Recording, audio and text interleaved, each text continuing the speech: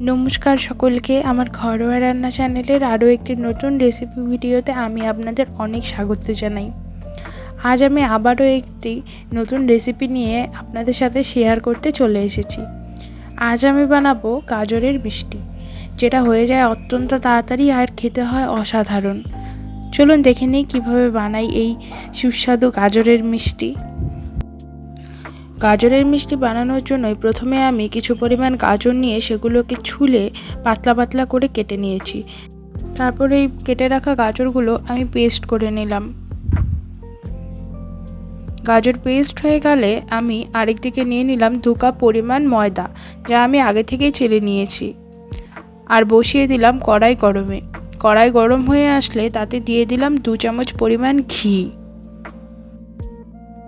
ঘিটা গরম হয়ে আসলে তাতে দিয়ে দিলাম চেলে রাখা ময়দা এবং অনবরত নেড়েচেড়ে নিলাম।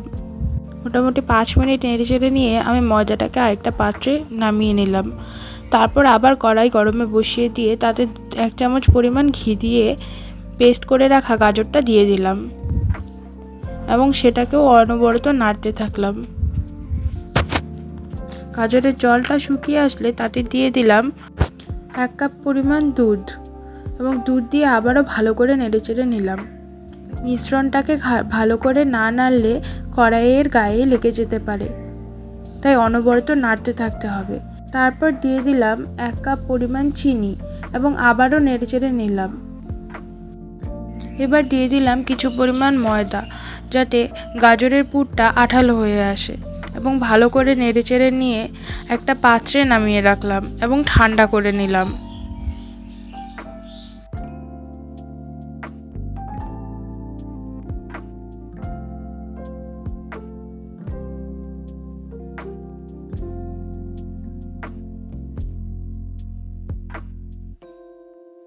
আরেকদিকে বসিয়ে দিলাম কড়াই গরমে।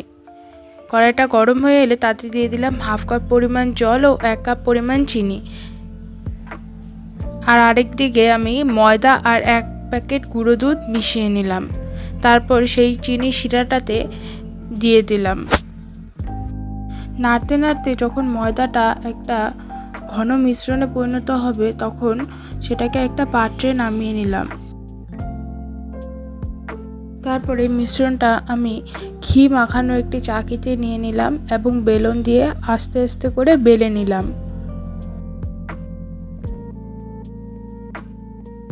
পরে এতে দিয়ে দিলাম ঠান্ডা করে রাখা গাজরের পুর এবং সেটাকেও ভালোভাবে ছড়িয়ে নিলাম।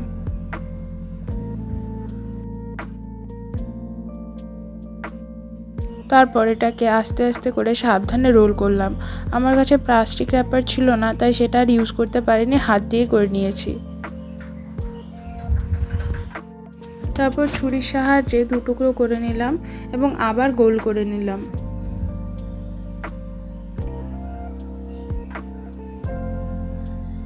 তারপর এখন ছুরির সাহায্যে ছোট ছোট টুকরোতে কেটে নিলাম।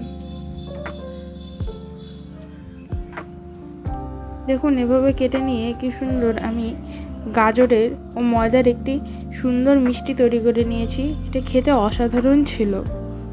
যদি আপনাদের ভিডিওটি ভালো লাগে তাহলে সাবস্ক্রাইব করে অবশ্যই পাশে থাকবেন এবং রেসিপিটি আপনাদের কেমন লাগলো তা আমাকে অবশ্যই কমেন্টে জানাবেন।